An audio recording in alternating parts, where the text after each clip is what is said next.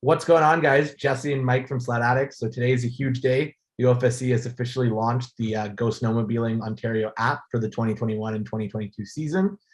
Me and Mike had the unique opportunity to be involved with the OFSC as part of their testing team for the app. And we decided to put together an instructional video just going through all the different features of the app so that you guys, once you download the app, you can use it to its full potential. Yeah, pretty cool opportunities. So you guys will see throughout this video, we're going to show you what we've been sort of testing for the OFSC over the last week or two. We're going to run through kind of a deep dive on all the different features that are available between the two different versions. There's a basic version, there's also a pro version. So we're going to take you through it and hope you guys enjoy it. All right, let's get into it. So the first thing you want to do is you want to download the app from either the Play Store or from the Apple Store, whatever platform you're using. And so what we're going to do is we're just going to go over some of the features that are available on the free version, and we'll talk obviously in detail about the pro version. Really, with the free version, it's not that much different from what we had last season. You know, you'll be able to check the trail status before you go on a ride. You'll be able to see where you are just to make sure that the trails are not closed. So it'll give you the trail availability, but that's really all you're getting on the basic version. So really, it makes sense to spend the $3.99, download the full-blown version of the app so you've got the pro version, and essentially you're going to get all the cool features that we're going to review on this demo for you. Awesome. So let's highlight some of the features that you can only get with the pro version of the app. And as Mike mentioned, it's only $3.99. You get tons of features that you don't get with the basic app or with the free version. So we definitely would suggest getting the pro version of the app. So like on the ITG online or the interactive trail guide, you're able to locate points of interest like restaurants, gas station, lodging, parking, and much more. So basically all you would do is click this search icon at the top left, and then you could turn on, toggle on and off anything you want. So accommodations, you'll see accommodations start popping up, food, restaurants, fuel, and they would all just start popping up, and then you could plan your trip accordingly. So if you want to be able to locate any POIs on the app, you're going to require the pro version because you wouldn't be able to do that using the free version of the app. Another thing that's new for this season, which is awesome and very welcomed, is you can rotate your phone and use the app in landscape view, which is huge for this year. That looks great. And this is also an awesome feature, and it will be very useful in terms of planning trips. And if you're using a Skidoo machine with the new glove box extension with the cell phone holder, this would fit perfectly in there, and you could use this while you're navigating OFSC trails. I find just in general, like with the landscape version, it's easier to do just for usability in general. Like even when you're zooming and you're sort of scrolling around to see where you are, it's way better to use it in landscape mode. Yeah, I would agree. And the other thing you can do on the pro version of the app is you can calculate the distance to your destination and plan your trip routes. And you can take advantage of the high quality and high resolution zoom that you get with the pro version of the app. So just as an example, I'm going to zoom in here to the B112B in Aurelia, and you can see like individual buildings. So I'm not even zoomed in all the way. You can like keep going. So the zoom level is awesome. It's definitely super useful when you're planning trips on the app. Okay, so we thought we'd actually go about teaching you guys how to plan a trip on the app, utilizing that ultra zoom that you get with the pro version of the app. So let's say I want to do a ride from Aurelia to Port Perry. So I'm going to zoom in on Aurelia, and then I'm going to click this bent arrow at the bottom right and click create new route. Now I'm going to put my starting point, let's say at the intersection of the B112B here, right here on Highway 12. And let's say, so I said I was going to Port Perry. So I'm going to zoom in on Port Perry. And let's say I want to go right here where the E108 goes off Lake Scugog. So now I have my trip planned out. But let's say that I want to figure out where I'm going to stop for lunch and maybe gas stops on the way. So as you can see, I have restaurants toggled on. So I'm going to touch here where it says touch here to edit route. I'm going to click add a destination, and I'm going to drag that C to be in between A and B. So now when I find the restaurant, so let's say Kawartha Slices, which is right here. Now that's my lunch stop on my way to Port Perry. And then if we want to get even more into it, you could also look for gas stations or any attractions you want to see on the way and just add those as points of interest. same like you would do on apps like Google Maps when you're driving. So it's definitely come a long way, and it's super easy to plan trips. And then you would just get on your sled, look on the app, make sure the trails are available or limited availability, and then head out on the trail and enjoy your ride. Similar to last year, once you plan your route, you can also save it and share it with your friends that are accompanying you on the ride, or any friends and family that are interested in your snowmobile trip. So how you would do that is you would click the save button here. The route's been saved. So now that it's saved, you can click the 3 dots at the bottom right corner. And you would click copy, and then you could send that to whoever you want. So that's something that's also super useful for this year as well. And you can also add friends to share your location and save trips with. And in order to do that, you would first need to make an account. So how you would do that is you click the 3 bars at the top left corner and click My Profile. And then it would give you the opportunity to sign in. Right now I'm signed in as jesse@sledaddicz.com. But once you're signed in, you could then click on the My Friends tab. And as you can see, I'm sharing my location with Mike at sledaddicz.com. And when I look on the map, I'd be able to see his location, whether we're riding or really any time that Mike has the app turned on, which is great. Anything else to highlight, Mike? No, I think that's good. Maybe what we should do is show them the satellite view as well. I know that's a new feature for the Pro version this year. Yeah. So if you click these boxes at the bottom right, you can then toggle between the regular base map like you're looking at now and the satellite map. So I'm going to toggle that on, and you'll see all the trails populate. It's a little bit laggy, bear with us. That's just because right now we're testing a beta version of the app. But once this app is launched and you guys are using it, it will be super seamless. But like you have on the ITG, now you can see your map in satellite view, which is great and definitely a welcome feature for the app.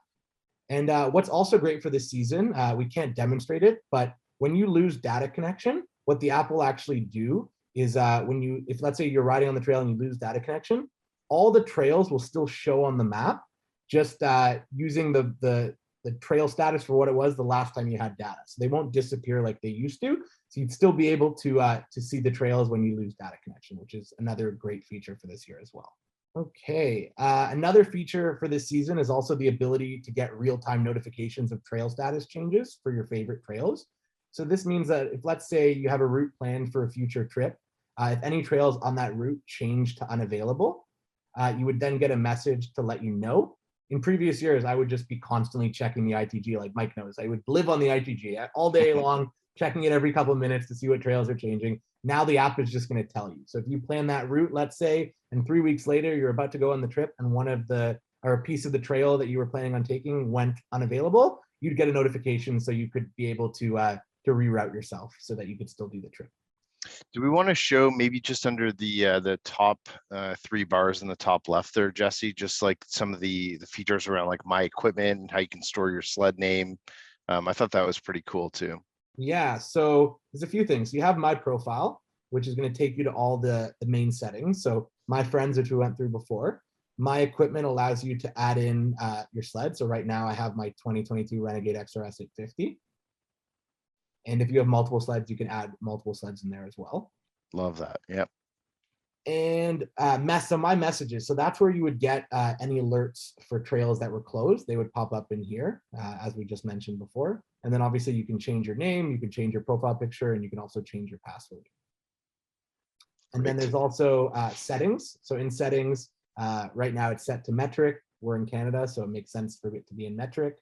And then usually you should have it toggled on, especially if you don't have unlimited data, that you have it toggled on to check for updates only when connected to Wi-Fi, so you don't drain any of your data. The other thing, it comes in 24-hour clock. I prefer 12-hour clock, so I'm just going to change it to that. There's also a help menu, so if you have any questions, there's a lot of guide here to help you. And as always, you could always reach out to me or Mike if you have any questions or concerns with the app, and we'd be happy to help you. Looking really good. Definitely worth the $4 download for sure. I think a lot of guys are going to use it this year, especially the guys with the Skidoo. I love that that new mount that they've got for your cell phone in it. I think this is going to work really well.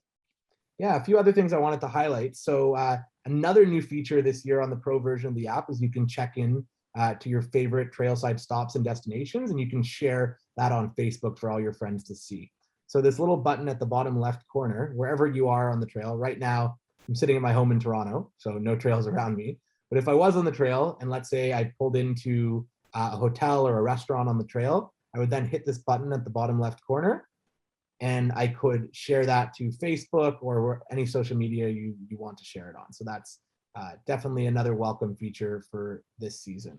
Maybe we can also show them the ability to record rides is pretty neat too. And I know we tested that, even though we're not out on the trail yet, we tested it in the truck just to make sure that it was working well. So yeah, that might be another cool feature. You click the icon at the top right corner, and then you click start recording.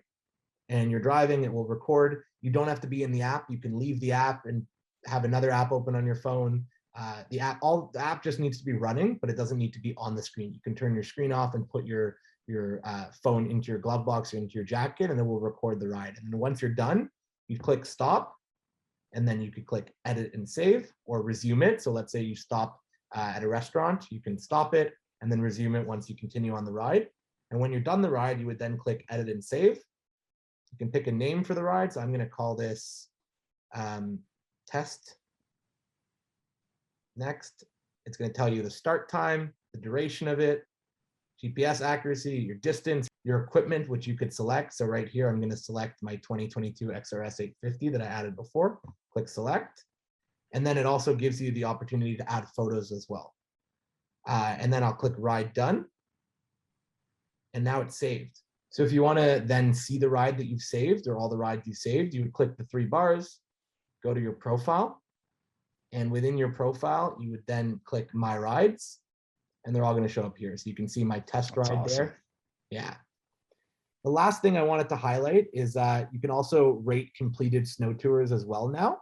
So that's pretty neat. So if let's say you complete a snow tour in Ontario, you can then go and rate it on the app. So other riders will see which snow tours people like more than others. So I think that's definitely another great feature. And if you haven't had the chance to, definitely try a snow tour this winter. There are tons to choose from, and they can range from a day ride to a multi-day tour, and you can really experience all that Ontario has to offer. And I'll actually show you the snow tours. So if you click that search button at the top left, like we used to toggle on accommodations before, you scroll down. So another thing to highlight, districts, you'd actually be able to see the whole district map, which is super useful for different areas that you're planning on riding. But if I scroll down to the bottom here, I thought I saw, oh, there are the snow tours. Yeah. So you toggle on snow tours, and you can pick whichever one you want. So I'll just highlight a few. So the 5 Alive tour, that's in District 5 area near London. That's an awesome loop if you're from down south or you want to ride down there and maybe you've never ridden there before. Some other of our favorite loops. So Bon Echo loop is a good one. Yeah, that's Bancroft, isn't it? Yeah. Yeah. So yeah, that's another great loop here. Did that last year. In the Bancroft and Mazenot area. Another thing I wanted to highlight though, similar to last year. So if let's say you're riding and you know that you're not going to have data connection, what you can actually go ahead and do is download the district maps for the area you're in. So if let's say we're riding this snow tour, for example, the Bon Echo Loop, I'm just going to zoom in and you'll see it pops up, download District 2 to go offline. So you'd click download, and then if you're riding the trail and you happen to lose connection, the trails and the base map are still going to be available. Oh, John Gibbs posted in Skidoo Owners Puff. Yeah, but a few other snow tours that are great. So the Cartier Moose Loop, the Wolf Loop, and the Deer Loop, I believe those are Sudbury. Sudbury, yeah. Yeah. The Far Loop is a new loop that was brought out last year. It's in the Haliburton County Snowmobile Association trails, and they opened that trail last year, and it's a nice family loop. And then there's tons of other snow tours, but some of our favorite, the Gold Rush Tour, is great. That's the big one around Northern Ontario. So it starts in New Liskeard and goes up through Timmins and then back down through Gogama and wraps around through Goganda. And then that's a great run. One of my favorites. Yeah, there's tons. Definitely some of these snow tours. Just a tip for you guys: the snow tours trails are usually maintained in tip-top shape. Again, always conditions can change on the trail, but the clubs like to put priority in the snow tour trails because those are where all the traffic goes. And then I'm trying to find our favorite trail. Where's the Abitibi Canyon loop? Oh, did I miss it? It might have been at the top. Oh. Yeah, so again, as I mentioned, this is a beta version, so they're going to be updating it. All of the snow tours will be added on. For those of you guys who watch Sledaddicz, you definitely have seen us ride the Abitibi Canyon. It's like our favorite ride. We're going to be doing again this year, so definitely stay tuned for that. What else, Mike? Anything else we want to highlight from the app? No, I think that's it. So far, so good. I mean, I love what they've done. They're definitely making the investments and the improvements to the app. It should work really well for guys this year, and you know, be curious to see how everybody's using it. Definitely, you know, give us a like, give us a share, give us some comments on, you know, how you're using it, how you're finding the app. We certainly want to hear, you know, how it's working in the field. Absolutely. And if you have any questions about the app or any concerns, we're always available to answer questions. And as you can see here, so all of those snow tours that I toggled on before, you can see they're all on. So that's pretty cool as well. But in terms of zooming in, the last thing I just wanted to mention is you can zoom in by pinching to zoom, like you would on your smartphone. But you can also use the plus and minus buttons here. So if I click minus, it's going to zoom out at a set distance, and the plus, it's going to zoom in at a set distance. So lots of different controls here. The app has really gotten to the point where it's easy to use. It's pretty seamless. The zooming is nice and smooth. The quality is great. I really can't think of a reason why you wouldn't want to get this app. So if you guys have any questions, we're always available. And thanks for watching. Thanks a lot, guys. If you liked that video, be sure to hit the like button and subscribe to the Sledaddicz YouTube channel, where we release content on everything snowmobiles. Also, hit that bell icon so you can be updated every time we release new videos.